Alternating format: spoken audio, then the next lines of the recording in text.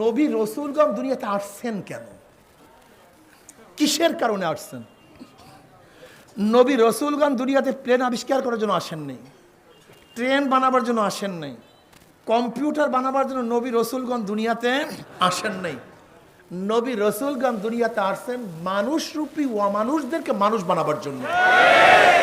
বলেন তো কি বললাম? মানুষরূপী অমানুষদেরকে মানুষ বানাবার জন্য নবী রসুলগণ দুনিয়াতে আসছেন। উদাহরণ, ওমর ইবনে খাত্তাব রাদিয়াল্লাহু তাআলা আনহু ইসলাম গ্রহণ করার আগে, ঈমান আনার আগে তার অবস্থাটা কেমন ছিল? আবু জাহাল ঘোষণা দিছে 100 লাল উট দেয়া হবে যেই ব্যক্তি মুহাম্মাদের কল্যাণ নিয়ে আসতে পারবে। জোরে বলেন নাউযুবিল্লাহ। ওমর ইবনে খাত্তাব বললেন, উট রেডি করো, আমি নিয়ে আসতেছি। আর আপনারা জানেন সবচেয়ে 2 ব্যক্তি হতভাগা, 2 ব্যক্তির চেয়ে নিকৃষ্ট কেউ হতে পারে না। কয় ব্যক্তি? এর মধ্যে এক ব্যক্তি, যেই ব্যক্তি নবীকে হত্যা করে, যেই ব্যক্তি নবীকে হত্যা করে, তার চেয়ে দুর্ভাগা খারাপ কেউ না, সবচেয়ে নিকৃষ্ট। আর ওই ব্যক্তি সবচেয়ে বড় হতভাগা, নবীর মাধ্যমে যে হত্যা হয়। অর্থাৎ নবী যাকে হত্যা করে সেই ব্যক্তিও খারাপ, আর যেই ব্যক্তি নবীকে হত্যা করে সেই ব্যক্তিও সবচেয়ে খারাপ। তো ওমর ইবনে খাত্তাব রাদিয়াল্লাহু তাআলা আনহু কাকে হত্যা করার জন্য গেছেন? আর কোন নবী? সরদার দু আলম, সাইয়্যিদুল আম্বিয়া, সর্বশ্রেষ্ঠ, সর্বোৎকৃষ্ট, সমস্ত নবীদের সর্দার, সাইয়্যিদুল মুরসালিন, সেই নবী আলাইহিস সালাতু ওয়াস সালামের শির মোবারক আনার জন্য নাঙ্গা তলোয়ার নিয়ে রওনা করছেন। লোকটা ভালো ছিল না খারাপ ছিল? বলেন তো, এর চেয়ে খারাপ আর কেউ হতে? নবীকে হত্যা করার জন্য রওনা করছে। অথচ ঈমান আনার পরে এই ব্যক্তির অবস্থাটা কি হয়েছে?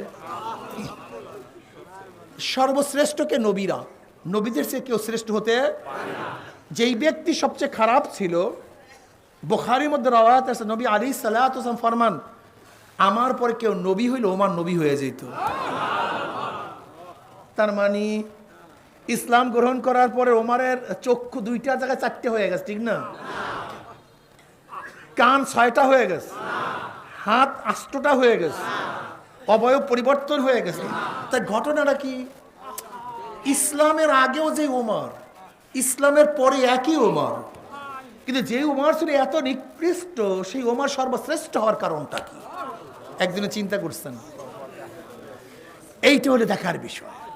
ওমরকে নবী আলাইহিস সালাতু ওয়াস সালাম ফরমান, ওমর বলেও ঠিক, বোঝেও ঠিক।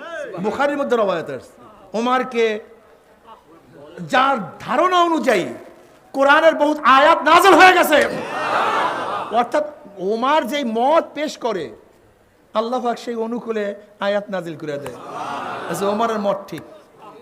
ওমরকে মদিনার মধ্যে ভূমিকম্প শুরু হয়েছে, ওমর ইবনে খাত্তাব রাদিয়াল্লাহু তাআলা লাঠি দিয়া জমিনের মধ্যে বাড়ি মারছে, থাম, অমনি ভূমিকম্প থামিয়া গেছে। ঘটনা কি? যেই ওমর ছিল এত নিকৃষ্ট, তার চেহারা পরিবর্তন হয় নাই, হাত পরিবর্তন, অবয়ব পরিবর্তন হয় নাই। পরিবর্তনটা কি হয়েছে?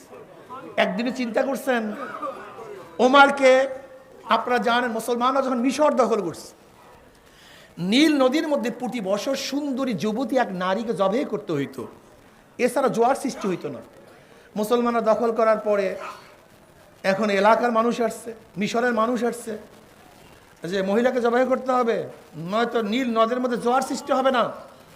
আর আপনারা জানেন নীল নদীর মধ্যে পানি না আসলে গোটা মিশরের মানুষ মারা যাবে, কোনো কৃষি হবে না। গভর্নর চিন্তা করছে, একজন সুন্দরী সুশ্রী দূরের কথা, একজন কালো কুৎসিত মেয়েদেরকেও অন্যায়ভাবে হত্যা করা জায়েজ নাই, হারাম, এটা শিরক। এটা কিভাবে হত্যা করব? কাল হত্যা করলে করেন, নাহলে পানির ব্যবস্থা করেন, না সমস্ত মানুষ মারা যাবে। কি অবস্থা বলেন তো, কোন মুসিবত! একদিকে শিরক কুফরি হারাম, অন্যদিকে পানির ব্যবস্থা, খাদ্যের ব্যবস্থা করতে হবে। গভর্নর চিন্তা করছে, না, এই ফয়সালা আমি দিতে পারবো না, আমিরুল মুমিনিনের হুকুম ব্যতীত আমার ফয়সালা দেওয়ার কোনো শক্তি নাই। চিঠি লিখছে। এই গোটা ঘটনা শোনার পরে ওমর ইবনে খাত্তাব রাদিয়াল্লাহু তাআলা আনহু পানির কাছে, নদীর কাছে চিঠি লেখেন, নদীকে সম্বোধন করে, হে নদী, হে নীলনদ, যদি আল্লাহর হুকুমে জারি হও, আমার চিঠি পাবার সাথে সাথে জারি হইও। আর যদি আল্লাহর হুকুমে জারি না হও, তাহলে তোমার জারি হওয়ার কোনো প্রয়োজন নেই। এই চিঠি লেখছে কার কাছে? এই চিঠি নদীর মধ্যে ফালাইতে দেরি, জোয়ার সৃষ্টি হইতে দেরি হয় নাই। ওই যে জোয়ার সৃষ্টি হয়েছে, আজ পর্যন্ত নীল নদী শুকায় নাই, আজ পর্যন্ত না। কি বুঝলেন? যে ওমর ছিল এত নিকৃষ্ট, সেই ওমর কি হয়ে গেল? নদী তার কথা শুনে, নদী তার কথা মানে। ওমর ইবনে খাত্তাব রাদিয়াল্লাহু তাআলা মদিনার মধ্যে খুতবা দিতেছিলেন। ওইদিকে সারিয়া রাদিয়াল্লাহু তাআলা সিরিয়ার মধ্যে যুদ্ধ করতেছেন, সিরিয়ায় শত শত কিলোমিটার দূরে। হঠাৎ ওমর ইবনে খাত্তাব রাদিয়াল্লাহু তাআলা আনহু মেম্বার থেকে বলছে, ইয়া সারিয়াতুল জাবাল, ইয়া সারিয়াতুল জাবাল। সারিয়া রাদিয়াল্লাহু তাআলা যুদ্ধ করতেছেন সিরিয়ায়। হঠাৎ আমিরুল মুমিনিনের শব্দ, সে তো মদিনায়, তার আওয়াজ কোথার থেকে? তাকাইলেন, না কেউ তো না। আবার যুদ্ধ শুরু করছেন, আবার বলেন ইয়া সারিয়াতুল জাবাল। সারিয়া চিন্তা করেন, ঘটনা কি?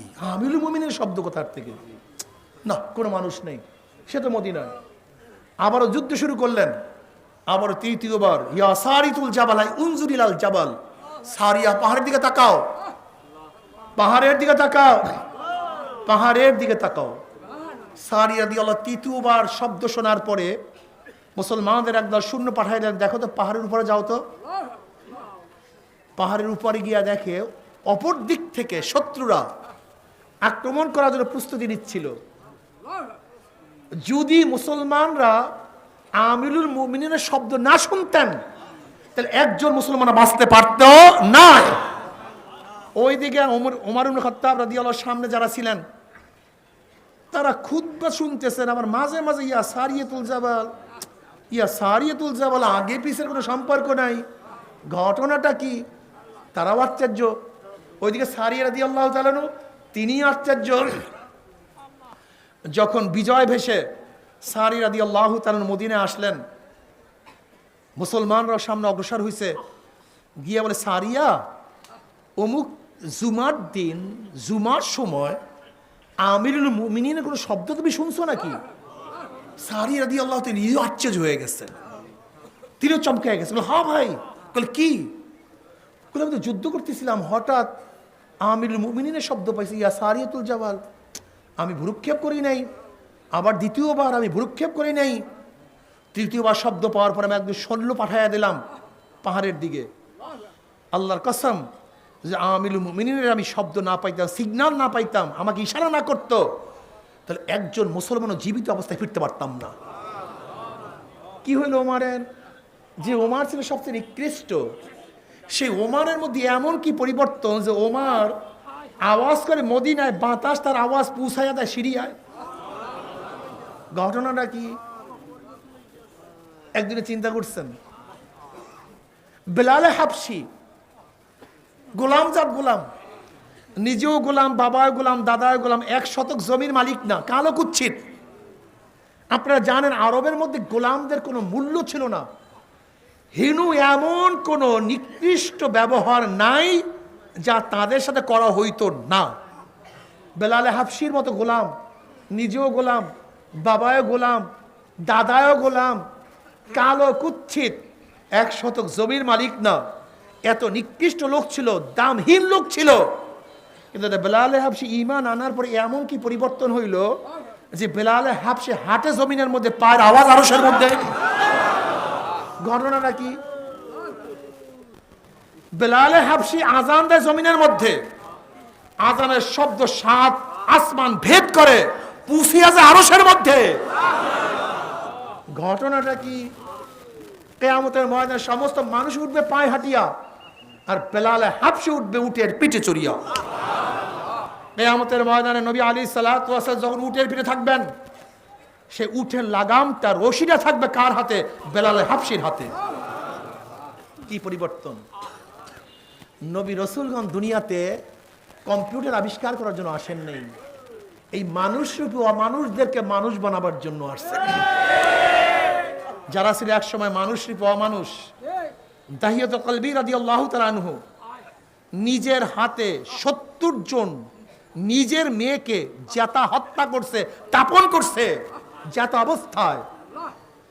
কিন্তু দাহিয়াতুল কলবি রাদিয়াল্লাহু ঈমান আনার পর, ইসলাম গ্রহণ করার পরে অধিকাংশ সময় জিবরাইল আলাইহিস সালাতু ওয়াস সালাম দাহিয়ার সূরাত ধরিয়া জমিনের মধ্যে আসতেন। কি পরিবর্তন হইল? কি বুঝলেন? দাহিয়াতুল কলবি রাদিয়াল্লাহু তাআলা কি মানুষ হইলেন? নবী আলাইহিস সালাতু ওয়াস সালাম বড় বড় রাষ্ট্রের কাছে দুধ হিসাবে দাহিয়াতুল কলবি রাদিয়াল্লাহু প্রেরণ করতেন। ছিলেন কি অমানুষ, যে নিজের হাতে ৭০ জন নিজের বাচ্চাকে যেটা হত্যা করছে। সেই মানুষটা এমন কি পরিবর্তন হইল? দাহিয়ার তো চেহারা পরিবর্তন হয় নাই, অবয়ব পরিবর্তন হয় নাই। কি বুঝলেন? এই চেহারার নাম মানুষ না, বোকা। এই চেহারার নাম, এটা তো পচনশীল, এটা তো পচনশীল। সুম্মা রাদাদনাহু আসফালা সাফিলিন, এটা তো গন্ধযুক্ত, পচা। ওমর বিন আব্দুল আজিজ সাহেব রাহমাতুল্লাহ ফরমান, হে গোটা দুনিয়ার মানুষ, তুমি যাকে যত মহাব্বত করো না কেন, সে মারা যাওয়ার ৩ দিন পরে দেখবা তার চেহারার দিকে তাকাতে পারবে না। তার চেহারা বিবর্ণ হয়ে গেছে, ভস্য হয়ে গেছে, শরীর ফুলিয়া গেছে, পুষ পড়তেছে, গন্ধ মারাত্মক। এই শরীরের ক্ষয় আছে, লয় আছে, কিন্তু রুহুর কোনো ক্ষয় নাই। যেই রুহুর কোনো ক্ষয় নাই, লয় নাই, সেই রুহুর খবর নাই। সারাদিন শরীর ডাক্তার ডাক্তার, চোখে ব্যথা। এই যত মানুষ দোয়ানস্তায় আসে, অধিকাংশ মানুষ খালি চোখে ব্যথা, পেটে ব্যথা, অসুস্থ। ওরে বেয়াকুব, আমাদের কাছে শরীরের কথার জন্য বলতে আসো, তাই ডাক্তারের কাছে যাও কেন? দুনিয়ার ডাক্তারের কাছে। আমাদের কাছে বলা উচিত ছিল, কলবি হুজুর কলবের অবস্থা খারাপ, গুনার অবস্থা খারাপ, ন্যাক করতে পারি না। ওই যে দুনিয়া ঢুকছে মাথার মধ্যে, সারাদিন দুনিয়া মাথার মধ্যে, ফেকের দুনিয়া। বেয়াকুব, তোমার অবয়ব আর জানোয়ারের অবয়ব তো সমান। জানোয়ার এক সময় ছোট ছিল, আমরাও ছোট ছিলাম। জানোয়ারও বড় হইতেছে, আমরাও বড় হইতেছি। জানোয়ার একদিন ছিল না, আমরাও ছিলাম না। জানোয়ার এখনো আছে, আমরাও এখন আছি। জানোয়ার একদিন থাকবে না, আমরা একদিন। জানোয়ারও খায়, আমরাও খাই। জানোয়ারের পায়খানা বসে, আমাদের পায়খানা বসে, তাদের ছেলে মেয়ে, আমাদের ছেলে মেয়ে। এইটা নিয়ে এত গর্বের কি আছে? কিন্তু পার্থক্যটা কি? আবু বকর সিদ্দিক রাদিয়াল্লাহু তাআলা একদিন জঙ্গলে গেলেন, গাছের নিচে দেখা একটা গরু শোয়া। আবু বকর সিদ্দিক রাদিয়াল্লাহু তাআলা আনহু গরুর পিঠের উপর হাত দিয়ে বলে, গরু তুই আমার চেয়ে কতই না ভালো। তুই ঘোরো ফিরো, খাও, যেখানে ইচ্ছা সেখানে যাও, ঘুমাইতেছো, উঠতেছো। তোর সামনে মৌয়াত নাই, কবর নাই, কিয়ামত নাই, মিজান নাই, পুলসেরাত নাই। কিন্তু আমি আবু বকরের অবস্থাটা কি? আমার সামনে তো মৌয়াত, কবর, কিয়ামত, মিজান, পুলসেরাত। আমার অবস্থাটা কি হবে? বুঝাতে পারিনি। যাদের মধ্যে চিন্তা নাই, ওয়ালাকাদ যারানা লি জাহান্নামা কাসীরাম মিনাল জিন্নি ওয়াল ইনসি লাহুম কুলুবুন লা ইয়াফকাহুনা বিহা ওয়া লাহুম আ'য়ুনুন লা ইউবসিরুনা বিহা ওয়া লাহুম আযানুন লা ইয়াসমাউনা বিহা উলাইকা কাল আনআমি বাল হুম আদাল উলাইকা হুম গাফিলুন। আল্লাহ কি বলেন? লা তা'মাল আবসার ওয়ালাকিন তা'মাল কুলুবুল্লাতী ফিস সুদূর। তাদের বাহ্যিক চক্ষু অন্ধ হয় নাই, তাদের বাহ্যিক চক্ষু অন্ধ হয় না, বরং কলবের মধ্যে যে চক্ষুটা আছে সেই চক্ষুটা অন্ধ হয়ে গেছে। তাহলে মনে করলেন কি কলবের একটা চক্ষু আছে কি নাই? কলবের একটা কান আছে কি নাই? এ আমার যুবক বাবারা, মুরব্বী বাবারা, পর্দালা মা বোনেরা, খুব ভালো মতো বোঝার চেষ্টা করো। আসলে বেঈমান গুনাহগারদের বাহ্যিক চক্ষু অন্ধ হয় নাই, বরং তাদের কলবের মধ্যে যে চক্ষু, ওয়ালা তা'মাল আবসারু ওয়ালাকিন তা'মাল কুলুবুল্লাতী ফিস সুদূর। তাদের কলবের মধ্যে একটা চক্ষু আছে, যে চক্ষু অন্ধ হয়ে গেছে, এর জন্য কিছু দেখে না। যেরকম আয়নার মধ্যে সামান্য ময়লা পড়লে সেই আয়নার দ্বারা চেহারা দেখা যায় না, ঠিক কলবের মধ্যে ময়লা পড়ার কারণে কোনটা ভালো কোনটা মন্দ, কি করা উচিত কি করা উচিত না, সে কোনোদিন দেখতে পারে না। কিন্তু আয়নাকে পরিষ্কার করিয়া ফেলাও, আয়নাকে পরিষ্কার করার সাথেই দেখতে পারবা তোমার চেহারার মধ্যে কোন জায়গায় ময়লা, কোন ডিজাইনের ময়লা, সব কিছু দেখতে পারবা। ঠিক ওমর ইবনে খাত্তাব রাদিয়াল্লাহু তাআলা কলবের মধ্যে একসময় আবরণ ছিল, যখনই আবরণ চলিয়ে গেছে সব তার কাছে স্পষ্ট হয়ে গেছে। বেলালে হাবশির কলবের মধ্যে আবরণ ছিল, আবরণ দূর হওয়ার সাথে সাথে বেলালে হাবশি দামি হয়ে গেছে।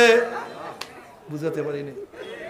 দাহিয়াতুল কলবির কলবের মধ্যে আবরণ ছিল, যখনই আবরণ দূর হয়ে গেছে কোনটা ভালো কোনটা মন্দ তার কাছে সবকিছু স্পষ্ট হয়ে গেছে।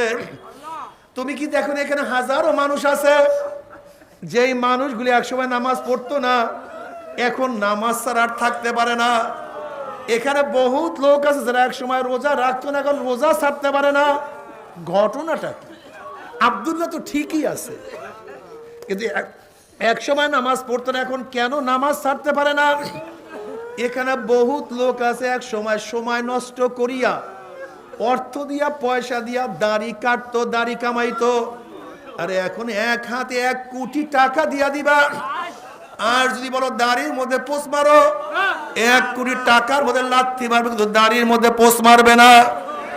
ওরা আব্দুর রহমান তো ঠিকই আছে, যে আব্দুর রহমান এক সময় সেলুনে গিয়া কত সময় নষ্ট করিয়া দাড়ি কাটতো, সেই আব্দুর রহমান এখন কোটি টাকা পাওয়ার পরে কেন দাড়ি কাটবে না? আব্দুর রহমানের চেহারার কোনো পরিবর্তন হয় না, আব্দুর রহমানের হাতের কোনো পরিবর্তন হয় না, আব্দুর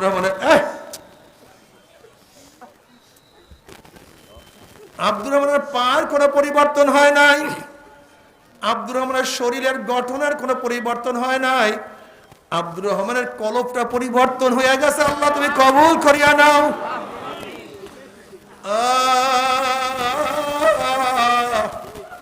ইন্নাল্লাহ লা ইয়ানজুরু ইলা সুওয়ারিকুম ওয়া আমওয়ালিকুম ওয়ালাকিন ইয়ানজুরু ইলা নিয়াতিকুম ওয়া কুলুবিকুম। আমার মাওলা তোমার বাহ্যিক চেহারার দিকে তাকান না, তোমার মানের দিকে তাকান না, তোমার ঘরের দিকে তাকান না, তোমার গাড়ির দিকে তাকান না, তোমার বাড়ির দিকে আমার মাওলা তাকান না।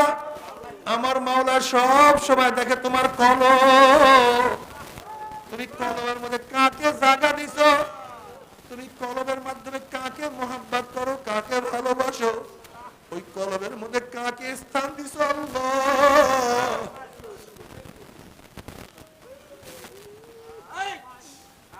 আমার যুবক বাবারা, এ তো অনেক আগের ঘটনা বললাম। তুমি কি দেখো এই সমাজের মধ্যে হাজারো লোক ছিল যারা এক সময় দুষ্ট বুদ্ধির লোক ছিল, খারাপ লোক ছিল, খুনি ছিল, ডাকাত ছিল, চোর ছিল। আমার দাদাজান রহমাতুল্লাহ কাছে এক ডাকাত মুরিদ হয়েছে। দাদাজান রহমাতুল্লাহ বয়ান করছেন, হকুলিয়া বাদ আমার মাওলায় মাফ করবে না, হকুল্লাহ মাওলায় মাফ করবেন, কিন্তু হকুলিয়া বা যার হক নষ্ট করা হয়েছে ওই ব্যক্তি যতক্ষণ মাফ না করবে ততক্ষণ বুঝে আমার মাওলায় মাফ করবে না। এই বয়ান শোনার পর ওই ডাকাত এক হিন্দু জমিদারের বাড়ি গিয়া জমিদার সাহেবের 2 পাও জড়ায় ধরে কান্দে আর বলে, জমিদার সাহেব অমুক তারিখ আপনার বাড়িতে ডাকাত দিয়েছে, আপনার কি মনে আছে? বলে, বাবা কেন মনে থাকবে না, আমার যাহা কিছু সব কিছু নিয়ে গেছে। ডাকাত বলছে, আপনি কি ডাকাতদেরকে চিনেন? কোন অন্ধকার রাতে আমি কিভাবে ডাকাতকে চিনবো, আমি তো কোনো ডাকাত চিনি না। এবার ডাকাত বলতেছে, জমিদার সাহেব ওই ডাকাতের সর্দার ছিলাম আমি আপনার বাড়িতে ডাকাতি করছিলাম, তখন তো বুঝি নাই। এখন চরমনার হুজুর বলছে, যার হক নষ্ট করা হয়েছে সে মাফ না করলে মাওলা মাফ করবে না। জমিদার সাহেব যেইভাবে সেইভাবে ডাকাতি করছি, অর্থ উড়াইয়া দিছি, জমাও করতে পারি না, আপনাকে দেব এরকম কোন সম্পত্তি আমার কাছে নাই, কিন্তু হুজুর বলছে আপনি মাফ না করলে মাওলা আমাকে মাফ করবে না, আপনি আমাকে মাফ করিয়া দেন, ক্ষমা করিয়া দেন। এবার জমিদার সাহেব বলতে আছে, তোমাদেরকে ক্ষমা করবো, কিন্তু আমার একটা শর্ত আছে, বলে কি শর্ত বলেন? সব শর্ত পালন করব, তারপরে আপনাকে মাফ করতেই হবে।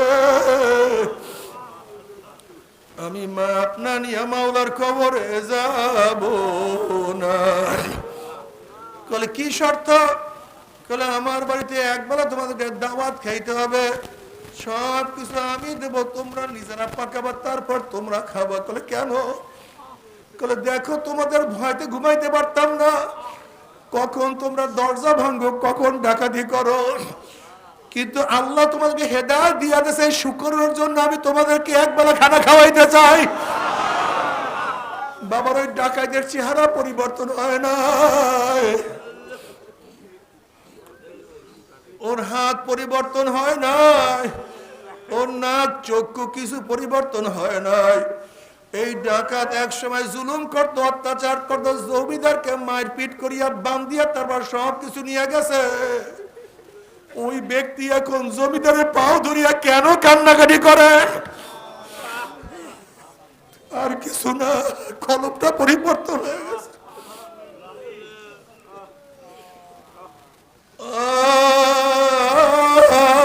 বাবারে,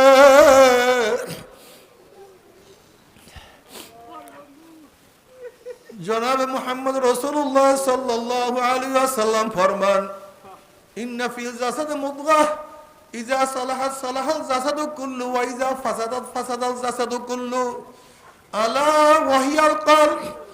প্রত্যেকটা মানুষের সিনার মধ্যে একটা গোশতের টুকরা আছে, ওই গোশতের টুকরাটা যখন ভালো হয়ে যায় গোটা মানুষটাই ভালো হয়ে যায়, আর গোশতের টুকরাটা যখন খারাপ হয়ে যায় গোটা মানুষটাই খারাপ হয়ে যায়।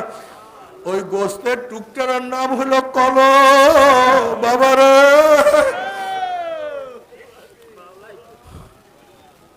ও বাবা, তুমি কেন খেয়াল করো না? তোমার সামনে কত সুন্দর ফুলের বাগান, তুমি কেন দেখো না? ফুলের বাগানের কোনো দোষ নাই, কিন্তু তোমার চক্ষু অন্ধ, এই জন্য তুমি দেখো না। তোমার সামনে কত সুন্দর ইমারত, কত চক্ষু জোড়ানো ইমারত, তুমি কেন দেখো না? ইমারতের কোনো দোষ নাই, আসলে তোমার চক্ষু অন্ধ। তোমার সামনে কত সুন্দরী, কত সুস্ত্রী, আকর্ষণীয় নারী সামনে হাজির, ওই চেহারার কোনো দোষ নাই, তুমি কেন দেখো না? তুমি আসলে অন্ধ। ঠিক আমার মাওলার কুদরত সব জায়গায় সুন্দর। আমার মাওলার আসমান কত সুন্দর, জমিন কত সুন্দর, চন্দ্র কত সুন্দর, সূর্য কত সুন্দর, সব জায়গায় আমার মাওলা যেদার দেখতা হো মাই तू ही तू है, तू ही तू है, तू ही तू, हर गोल में तू है, रंग में तू है, वो में तू, जिधर देखता हो भाई तू ही तू है, तू ही तू है, तू ही तू। বাবারে, তুমি আমি শুধু ফুল দেখি, আর আশেকরা যারা আমার মাওলার পরিচয় পাইছে তারা চিন্তা করে আমার এই মাওলার ফুলটাকে কিভাবে বানাইছে। তুমি আমি শুধু ফুল দেখি, আর আমার মাওলার বান্দারা, আমার মাওলার আশেকরা চিন্তা করে এই ফুলের পাপড়ির মধ্যে আমার মাওলা এত সুন্দর রং কিভাবে লাগাইছে। তুমি আমি ফুল দেখি, আর মাওলার আশেকরা চিন্তা করে এই ফুলের মধ্যে আমার মাওলা এত সুন্দর ঘিরার কিভাবে ঢুকাইয়া দিছে। হারওয়ারাকে দপ্তরি মারেফাতে কিরদেগা। আমার মাওলা পাক রব্বুল আলামিন ডাক দিয়া বলে, হে গোটা দুনিয়ার মানুষ, আফি আনফুসিকুম আফালা তুবসিরুন, আমি তো তোদের মধ্যেই আছি, তোরা কেন দেখো না? এ গোটা দুনিয়ার মানুষ, তোরা কেন দেখো না? আমি তো তোদের মধ্যেই আছি, তোরা আমাকে খোঁজ করার জন্য কোথায় যাও? আসমানে যাওয়ার প্রয়োজন নাই, পানির নিচে খোঁজার কোনো দরকার নাই, পাহাড়ের মধ্যে তালাশ করার কোনো দরকার নাই, আমি তো তোর সামনেই আছি, তোর মধ্যেই আছি, তুই কেন দেখো না? আসলে দোষ তো আমার না, আমি তোর সামনে আছি, তোর চক্ষু অন্ধ এর জন্য দেখো না। আমি তো তোর মধ্যেই আছি, তুই কেন দেখো না? আসলে তোর কলবের চক্ষু অন্ধ হয়ে গেছে, তোর কলবের চক্ষু অন্ধ হওয়ার কারণ তোর মধ্যে থাকা সত্য তুই আমাকে দেখো না, কিন্তু যাদের কলবের চক্ষু খোলা আল্লাহ তাদের অবস্থা পাই না মা তুয়াল্লু ফাসা মাওয়াজুল্লাহ, চেহারা যেই দিকে ঘুরায় সেই দিকে আমার মাওলা আমার মাওলা আমার মাওলা। তুমি কি দেখো না, তুমি কি আল্লাহর অবস্থা দেখো নাই বাবা? ও আমার যুবক বাবারা, আমার মুরব্বী বাবারা, আমার পর্দার মা বোনেরা, আসলে এখান থেকে ঢাকা অনেক দূর। আসলে ঢাকা তো ঢাকার জায়গা, ঢাকা দূর না, বরং আমি ঢাকার থেকে দূর। তুমি যতই ঢাকার দিকে অগ্রসর হবা, ঢাকা ততই তোমার কাছে হয়ে যাবে, যতই অগ্রসর হবা ততই কাছে, যতই অগ্রসর হবা ততই কাছে। আসলে তো ঢাকা ঢাকার জায়গায়, দূর কাছে তুমি এবং আমি। আমার মাওলা তো আমার মাওলার জায়গায়, দূর এবং কাছে তুমি আমি। আমার মাওলা তো আমার মাওলার জায়গায় আছে। যারা মাওলার দিকে অগ্রসর হয় তারা আমার মাওলার কাছে, আর যারা মাওলার থেকে দূরে থাকো তারা মাওলার অনেক দূরে। ও যুবক বাবারা, ও মুরব্বী বাবারা, দুনিয়ার পাগলদের পাগলামি চক্ষু বন্ধ হওয়ার সাথে সাথে শেষ হয়ে যাবে। নাই টাকার গর্ব শেষ, বিল্ডিং এর গর্ব শেষ, ক্ষমতার গর্ব শেষ, কিছু নাই। সব কিছু পড়িয়া থাকবে, সব গর্ব শেষ হয়ে যাবে। বরং তোমাকে আমাকে দাফন করার জন্য সবাই ব্যস্ত হয়ে যাবে, সবাই ভুলিয়া যাবে। কিন্তু যারা মাওলার আশিক তাদের পাগলামি বাড়া শুরু হয়ে যাবে। ও আমার যুবক বাবারা, তুমি কেন মাওলার পাগল হবে না? ঈসা আলাইহিস সালাম একদিন এক জায়গার থেকে রওনা করছে। এক যুবক নবী ঈসা আলাইহিস সালাম দেখিয়ে চিনিয়া ফলাইছিলেন নবী ঈসা। ঈসা আলাইহিস সালামকে দেখার সাথে সাথে যুবক বলছে, আল্লাহ নবী ঈসা, আপনি আল্লাহর কাছে দোয়া করেন মাওলা যেন তার মুহাব্বতের অনু পরিমাণ মুহাব্বত আমাকে দান করে। ঈসা আলাইহিস সালাম বললেন, হে যুবক, তুমি মাওলার অনু পরিমাণ মুহাব্বত সহ্য করতে পারবা না। এবার যুবক বলতে আছে, আল্লাহ ঈসা আল্লাহর কাছে দোয়া করেন তাহলে মাওলা যেন তার অর্ধ অনু পরিমাণ মুহাব্বত আমাকে দান করে। নবী ঈসা আলাইহিস সালাম আল্লাহর কাছে দোয়া করলেন, মাওলা হে, তুমি এই যুবককে তোমার মুহাব্বতের অর্ধ অনু পরিমাণ মুহাব্বত তাকে তুমি দান করো। ঈসা আলাইহিস সালাম দোয়া করিয়া সেখান থেকে চলিয়া গেলেন। অনেকদিন পরে সেই বস্তির কাছে আসছেন। ঈসা আলাইহিস সালাম সেই যুবককে খোঁজা শুরু করলেন, যে যুবকের জন্য মাওলার অর্ধ অনু পরিমাণের মুহাব্বতের দোয়া করছিলাম, সেই যুবকের অবস্থাটা কি, যুবকের হালাতটা কি? গ্রামের সবার কাছে প্রশ্ন করছে, সেই যুবক কোথায়? সবাই বলতে আছে, সেই যুবক তো অনেক আগে গ্রাম ছাড়িয়া চলিয়া গেছে। অনেক খোঁজাখুঁজি করার পরে যুবকের কোনো সন্ধান নাই। মাওলার কাছে বলে, মাওলা হে, ওই যুবকের সাথে আমি একটু সাক্ষাৎ করতে চাই, দেখা করতে চাই। আল্লাহ বললেন, যা অমুক পাহাড়ের মধ্যে যুবক আছে, তুমি তার সাথে গিয়া সাক্ষাৎ করো। সেই পাহাড়ে গিয়া দেখে যুবক একটা পাথর উপরে দাঁড়ানো, আকাশের দিকে তাকাইয়া কার সাথে যেন বিড়বিড় করিয়া কথা বলে। মনে হয় যেন আশিক মাসুক কত সুন্দর কথা বলতে আছে। ঈসা আলাইহিস সালাম সালাম দিলেন, আসসালামু আলাইকুম, আমি ঈসা। কিন্তু যুবক কোন সালামের জবাব নেন না। আবারও বলতেছে, আসসালামু আলাইকুম, আমি ঈসা। যুবক কোন সালামের জবাব দেন না। তৃতীয়বার পরিচয় দিয়া সালাম দিলেন, কিন্তু যুবক কোন সালামের জবাব নিলেন না।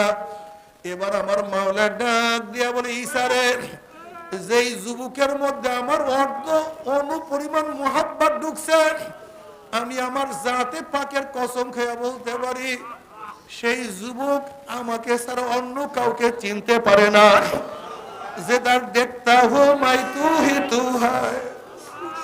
ওর ডাইনে আমি, ওর বামে আমি, ওর সামনে আমি, ওর পিছনে আমি। ও আমাকে ছাড়া এক মুহূর্ত থাকতে পারে না। মাওলার আশিক মাওলাকে ছাড়া ভালো লাগে না। আল্লাহ